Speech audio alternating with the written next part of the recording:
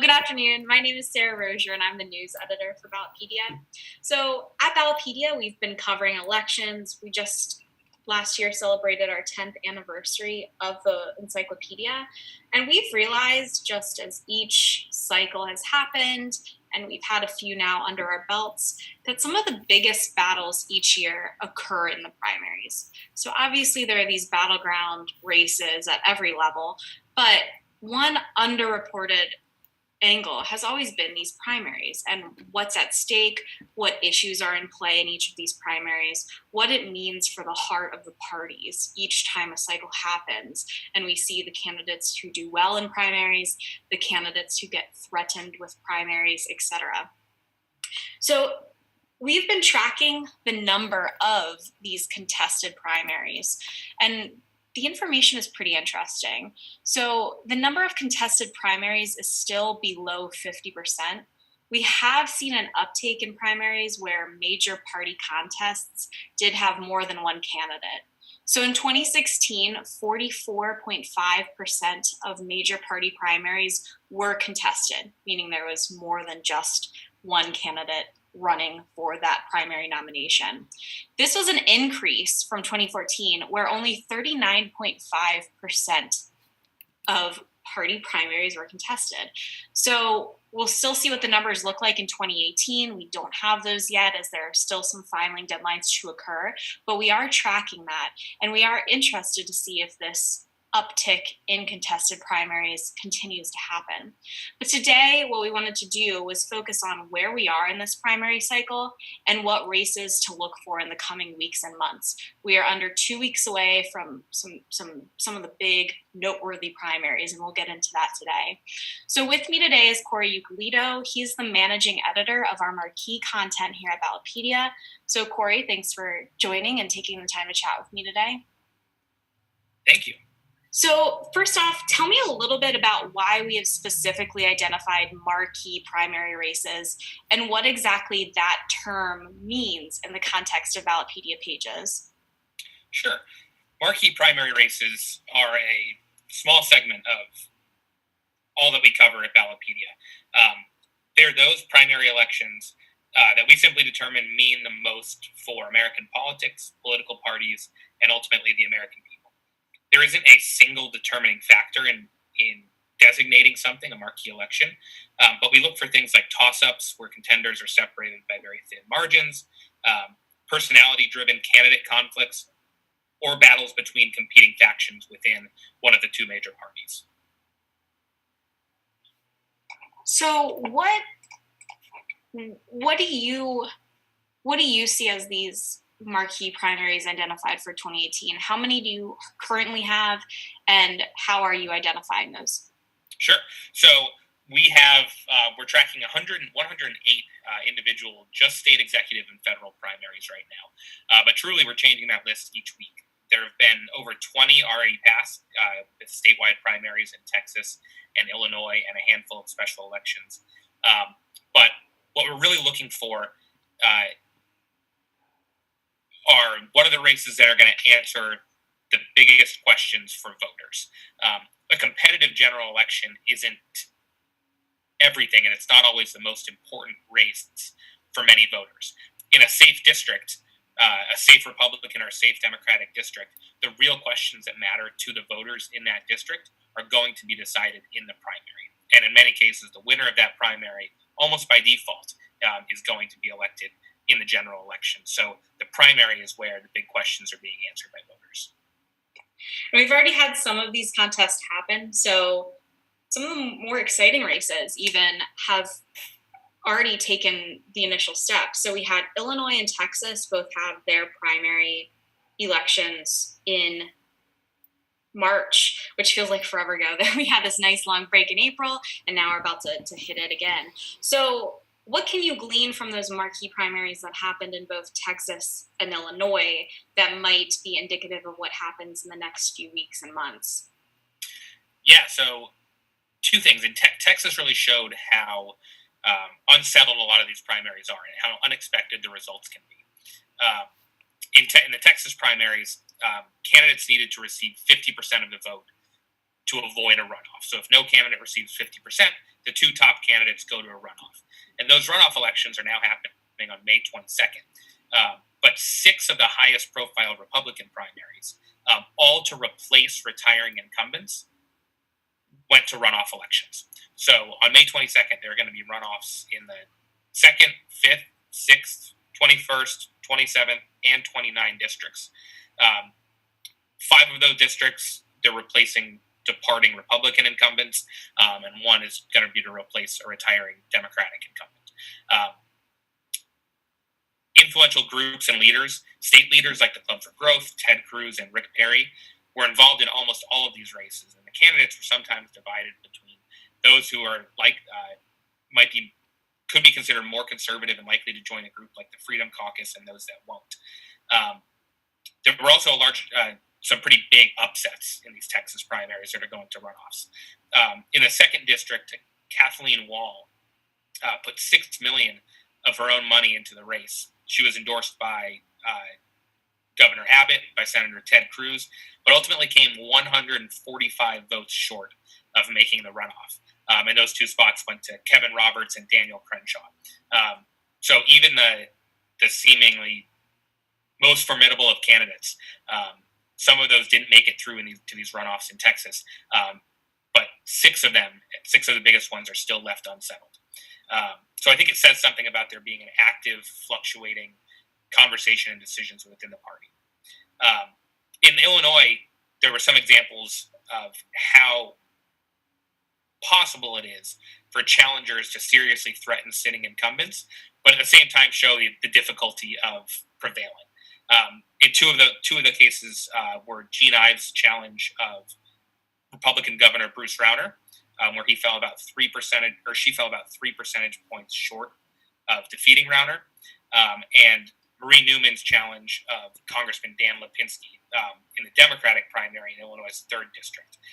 Marie Newman fell about 2 percentage points short of defeating Lipinski there. Gene Ives ran to Rauner's right, Newman ran to Lipinski's left, but ultimately both of those candidates fell short. So this is super interesting. So in Texas, we do have these congressional runoffs, but like you said, correct me if I'm wrong, none of them involve sitting incumbents, right? So that means no incumbent in Texas got pushed to a runoff in 2018. I believe that's correct. But these 6 that I'm focusing on were all open seats with departing incumbents. Got it. Very interesting. So yeah, we heard all about Illinois 3 and Illinois Gov, and there's been which 6 in Texas, Randy asked. So that was congressional districts 2, 5, 6, 21, 27, and 29. And like Corey said, 5 of those are dealing with open Republican seats, open seats that have a departing Republican incumbent, and then the 1 is a retiring Democratic incumbent. So that's a fascinating kind of angle to view that from, is we have these Texas runoffs and they have been competitive. We saw that District 2 race where Ms. Wall put up, again, $6 million of her own money, but she did not make the top 2. We saw a lot of those factions and issues at place in some of these Texas races. And then you had that big Republican primary for Gov in Illinois and that big Democratic primary challenge for Illinois 3. And again, it was close, but we have not seen a statewide or federal incumbent lose yet in these midterm cycles. So next up, the next big round we have is going to be May 8th. So this will be such a fun night. May 8th, we have Indiana, North Carolina, Ohio, and West Virginia. So these are we're going to talk and focus on these statewide primaries and the federal congressional primaries. So Corey, what are the big races there? Because I know there are a lot. Yeah, I'll focus on 3. 2 are the Republican Senate primaries in Indiana and West Virginia, and then a 3rd is the Democratic primary for Ohio's gubernatorial election. I'll walk through a little bit of each, starting with the West Virginia Senate seat, which I think is one of the most interesting. That Senate seat is likely the best chance that Republicans have of actually picking up a Senate seat this year. In 2016, Donald Trump won the state by over 40%. So many of the candidates involved in that race, as you can imagine, are trying to tie themselves closely to Donald Trump. Two of the top three candidates, Congressman Evan Jenkins and West Virginia Attorney General Patrick Morrisey, recently appeared on stage with the president in early April. And they're two of the top candidates, but there's been a third who is appealing as an outsider to a large number of voters, and that's businessman Don Blankenship. He recently spent actually a year in prison after being convicted of conspiring to violate mine safety and health standards in 2015, but it's calling that prosecution by the Obama administration a badge of honor. So that's a very fascinating angle in this race. I think indicative of the potential for this candidate to win the seat, there's been a lot of satellite spending in this race, non-candidate spending recently. A group called Duty and Honor PAC, which actually shares an address with the Democratic-affiliated Senate Majority PAC. So this might be some Democratic spending in the Republican primary, spent nearly $500,000 this month, mostly on ads attacking Evan Jenkins. Jenkins takes that as evidence that the Democrats see him as the biggest threat in November. Then there's a group called Mountain Families PAC, which is affiliated with a super PAC aligned with Mitch McConnell, the Senate Leadership Fund, spent nearly $700,000 on an ad campaign opposing Blankenship. So as a result, Don Blankenship is accusing Mitch McConnell of interfering in the West Virginia election, and has said that Mitch McConnell shouldn't even be in the Senate. And that's sort of forced the question of how these Senate candidates, whether or not they would support Mitch McConnell as majority leader, to become a question. So Blankenship has accused him of interfering in the election, says he shouldn't even be in the Senate. Jenkins, on the other hand, has said he would support Mitch McConnell as leader. So that's a big issue there.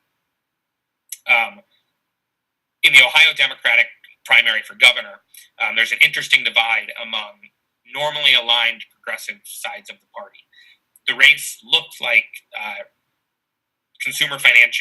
former Consumer Financial Protection Bureau Director Richard Cordray to lose. He has very strong support, for example, from Senator Elizabeth Warren. But then former Representative Dennis Kucinich got in the race. And he's been endorsed by a group called Our Revolution, which is affiliated to some extent with Bernie Sanders. So there's a really interesting dynamic here, and Kucinich's entry into the race has made it, I think, more challenging than many would have expected.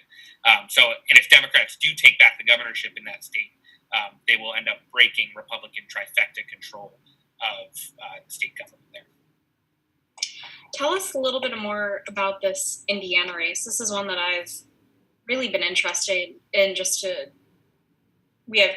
It's such a fascinating race. 2 U.S. representatives going at it, a third highly contended competitor in there. So tell us a little bit more about this Republican Indiana Senate race. Yeah, so the winner of this is going to take on a sitting Democratic incumbent. And one of the most vulnerable in the nation, right? Yeah, it's a vulnerable seat. So there's a lot at stake here.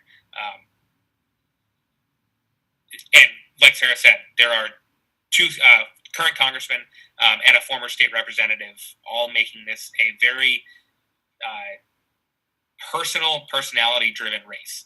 And to some extent, they're all trying to tie themselves to President Trump, and they're attacking each other for a variety of things, accusing one another of disloyalty to President Trump and the Republican Party, various ethics violations, state residency issues. A recent video from Mike Braun, who is the state legislator involved in the race, described his 2 opponents, Todd Rokita and Luke Messer, as essentially being identical career politicians. A Todd Rokita ad is now attacking Mike Braun as a lifelong Democrat and calling Luke Messer a never-Trump lobbyist. So there's a lot of very fascinating history in this race, and it's become very personality-driven. Yeah, and this is so interesting because it ties into, this race really does get to, we've seen this idea of who's more Trump-like. I'm the candidate that's for Trump. No, I'm more for Trump. We saw that quite a bit in Alabama in that special election Senate primary there. It's super fascinating that this idea of residency comes up again in this Indiana primary, because if you think back to 2012 when we saw Dick Lugar, the incumbent Republican, who, then we saw Donnelly pick up that seat. Dick Lugar's residency was called into question every single day in that primary, and it was a huge factor for his defeat in the primary. So this residency issue seems to be a very big one for Republicans, and particularly in Indiana. The idea of whether or not somebody is a full-time Indianan, I guess that's, I'm not sure how they classify themselves. Indianan, that's the word I'll use. That seems to come up quite a bit in these Senate elections. So really fascinating stuff there. I believe the term is Hoosier. Oh gosh, duh! Come on, Sarah. All right, Hoosier. I'm a Marylander. I don't know these fancy terms. Okay, so next up, let's talk a little bit about this phrase. We're using this phrase called the heart of the primaries. We've used it to develop a new product for Ballotpedia readers, which is a weekly newsletter that has both a Democratic and Republican product. But how do you define the focus on identifying what's at the heart of these primaries? How would you personally define that phrase? I think it's about getting to the heart of the partisan primary. It means focusing on the concerns of the people who are actually going to be voting in that primary. When the primary is on the Republican side, that means identifying the concerns and questions of that district or area's Republican voters. And when we're talking about a Democratic primary, it means focusing on the needs of those Democratic voters. Media coverage very frequently introduces general election themes during a partisan primary. That makes it harder for partisan voters in those primaries to get the information that is of their specific concern. The questions and the issues change as an election moves, for the voters that are participating, as an election moves from a primary to a general election. So a short list of concerns that partisan primary voters have, which again are going to be different from the concerns of a general election voter, are things like policy differences between the candidates. They consider electability. They want to consider each candidate's commitment to principles and specific policies that they care about. They're interested in potentially communicating a message to party leadership about what the party should care about and focus on. I think a good example is what we talked about before in West Virginia, and this question of support or lack of support for Mitch McConnell, for example, as majority leader. And these partisan primary voters are also considering the involvement of state and national party influencers. So that's sort of a handful of the concerns that we're interested in covering. If you had to say exactly what the top race is from each party that you're looking at, what would you say for Republicans and Democrats, the top race? It's very hard to decide. But for now, I'd say the Senate Republican primary in West Virginia that we already spoke about. And I'm a little torn on the Democratic side between the Ohio Democratic gubernatorial primary and Colorado's gubernatorial Democratic primary. Those are both interesting, fascinating primaries coming up in the next couple of months. Great. When is Colorado? I believe June 26th. Great. Okay, cool. So we're going to have a really fascinating 8 weeks here. Great. So more generally, what do you see as the top issues involved for these Democratic primaries? And then we'll move on to Republicans after that. Yeah, sure. In Democratic primaries, opposition to Trump is a big issue that voters care about. Education has been an important one, and generally whether the party should adopt more progressive policies as an effective way to win back control of Congress, or whether that might alienate moderate voters. The big issue is, what can the party do to translate the enthusiasm that they're seeing into meaningful gains in the House, Senate, and governor seats. So there are some procedural questions at play as well. In a heavy Democratic state like California, where there's a top two primary system, campaigns and voters are having to wrestle with the question of whether or not national Democratic organizations should become heavily involved in favor of individual Democratic candidates to ensure that Democrats don't split the vote in the top two primary and end up left off the ballot entirely in November in favor of two Republicans. So, that's what I see on the Democratic side. Yeah, that's really interesting. So that top two primary in California, especially in a state like California where you could have a 70% Democratic leaning district, but if you have two Democrats who are splitting the vote in these top two primaries, that could leave room for, instead of the general election being a Dem versus Dem, having a Republican sneak onto that general election ballot. So that's a really interesting dynamic that California is one of the best examples of. Now, in terms of the opposition to Trump, have you seen that play out almost just as the opposite of what's playing out on the Republican side, which is, Republicans, it's about, I am the Trump guy. I'm the guy who's going to support his policies most, versus are Democrats kind of fighting over, no, I'm opposed to Trump more. No, I'm opposed to Trump more. Has that been how you've seen that opposition to him play out? Yeah, I think that's right. It's about who's going to be the stronger opponent and stand up to Trump more in congressional races. Yeah, and I know that was a big issue in Illinois 3 too, because you had a more moderate Lipinski up against a more progressive Newman, and Lipinski's congressional voting record under Trump was definitely called into question. So fascinating. Now, what about for Republicans? What are their top issues that you've seen? Sure. In Texas, big issues were education funding at the state level and property taxes. In Illinois, if we think about that Illinois 3 race, not Illinois 3. If we think about the governor's primary, big issues there were state funding for abortion, taxes, and state budget issues. And then in other states, it's going to be support for Trump, kind of the flip side of what we talked about on the Democratic side, immigration, and continuing support for tax reform.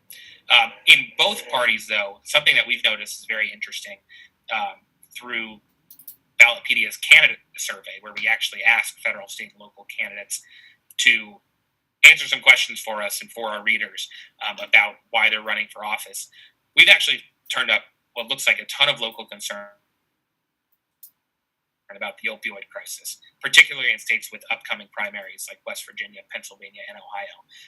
If we review the survey responses that we get, that's something that shows up in, I think, a seemingly disproportionate number.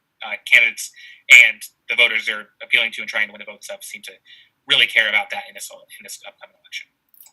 Yeah, so for our listeners out there, if you haven't heard of the candidate survey we've been working on this year, we're trying to reach the candidates directly and go and push back past some of the, all right, well, here's my stance on trade, and here's my stance on abortion, et cetera, and really get to why he or she is running, what their motives are, what are their top issues, rather than just talking points. And it really does make sense that in that Rust Belt of West Virginia, Pennsylvania, and Ohio, where the opioid crisis has reached such a climax, that those candidates are out there talking about it. Now, Randy just dropped into the chat. If Corey, you could give a brief summary of that. I'm not sure if we'll be talking about it later, but that Colorado governor primary is, and why that's such a big one for you. Yeah, sure. There was a really interesting process about getting onto the ballot in Colorado involving state and local conventions. So there was some really fascinating, it was the different approaches that candidates were taking to getting on the ballot, whether they were participating in these conventions or just gathering signatures. Those procedural differences were very interesting. But it's also a state where I think there's a greater potential for a closer race. Colorado's it's sort of a purple state, but there's some disparity between statewide elections and presidential elections. And there are two leading candidates, I think you could say, in Jared Polis and Kerry Kennedy. And I just expect that one's going to be very interesting, and then the winner is going to have a fairly good shot at the governor's seat. Yeah, and just this week we're seeing some other fascinating news out of Colorado with the state Supreme Court ruling that a sitting representative, Lamborn, will not be on the ballot due to some petitioning issues he had. So Colorado could be a whole state to watch this year. So keep your eyes on that. Let's see. Do you think that this cycle, as you've been tracking them, that we have seen more contested primaries? What are the initial numbers out of the few states we have? What do they show? Yeah, it shows an uptick so far in contested primaries. If you look just at state and federal races in the states where filing deadlines have passed this year, in 2018, 25% of possible primary races are contested so far. That's up from 20% in 2016 and 19% in 2014. And that's from 2016 at this point in the cycle and 2014 at this similar point in the cycle, correct? I believe that's actually at the whole cycle. So we may see those 2018 numbers change. Got it. And maybe they'll fall back in line with historical norms. But where they are now, there are a larger percentage of primary races being contested, and a slightly larger percentage of races with incumbents in contested primaries. So again, with the states where filing deadlines are completed, 28% of incumbents in 2018 are facing contested primaries, compared to 23% and 24% in 2016 and 2014. Why do you think that is? Good question. I think there's generally there's just a lot of enthusiasm, particularly on the Democratic side this year. But before we even get to that, we can just see the number of candidates bear out that there are a lot of candidates interested in running for office. Again, with the caveat that we're looking at filing deadlines that aren't complete. We've counted 10,148 candidates filed to run in about 3,900 seats. That's up from about 7,900 candidates that filed to run in 2016 and about 8,300 candidates that filed to run in 2014. So there's just an increase in the raw number of candidates running for these seats. And then if you break it down further, there is some Democratic enthusiasm. Democratic congressional candidates, for example, currently outnumber Republican congressional candidates 1,226 to 961.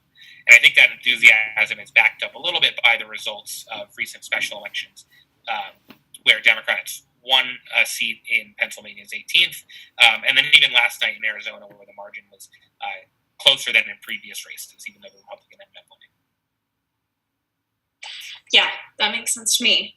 So I think the last bigger question that I have for you, Corey, what's been your favorite personal anecdote or news story that you've just found funny or interesting from this primary race heating up? Yeah, there are a lot from the Indiana Senate race, and in particular that battle between Representatives Luke Messer and Todd Rokita. Politico's reported that the two have actually been rivals since they attended college together. So there's a lot of personal history at play. And going all the way back to 2017, Todd Rokita's campaign blamed Luke Messer for leaking a memo from Rokita's office that included 8 pages of instructions for anyone that was driving Rokita to and from congressional events. And then also in the same race, Donald Trump's reelection campaign has had to request that the Rokita campaign remove yard signs that said endorsed by Trump Pence in a large font that, they ended up finding a little bit misleading. So the Associated Press just very recently reported that the Trump campaign was concerned that the sign implied an endorsement from the president rather than what it actually stated, which was it was an endorsement from the 2 volunteer leaders of Trump's campaign in Indiana. So having to see the president's reelection campaign get involved over a yard sign, I think is interesting and probably pretty rare. That memo about Rokita's driving instructions was just so funny. I mean, I can't I read it and I'm like, yeah, that would be great. I'll always have a cup of black coffee available.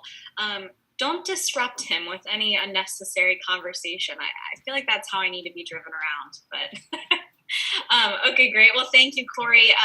Thanks for this information. We're going to continue at Ballotpedia tracking what happens with these races and these primaries in the months to come. So please stay tuned to ballotpedia.org for updates. Keep in the know with our newsletters, including our Daily Brew, which arrives in your email inbox every morning and just gives a quick rundown of some interesting things from the day before. The Weekly Tap, which has anything and everything you'd want to know about state, local, and federal politics from the past week and the week ahead. And then, of course, related to today's discussion, our Heart of the Primaries, for which you can sign up for either the Democratic, the Republican version, or both, and have information like this every week. It comes out every Monday. So please sign up there, follow us at Ballotpedia or on Facebook, and shoot us an email if you have any questions at editor@ballotpedia.org. So thanks for joining me, Corey.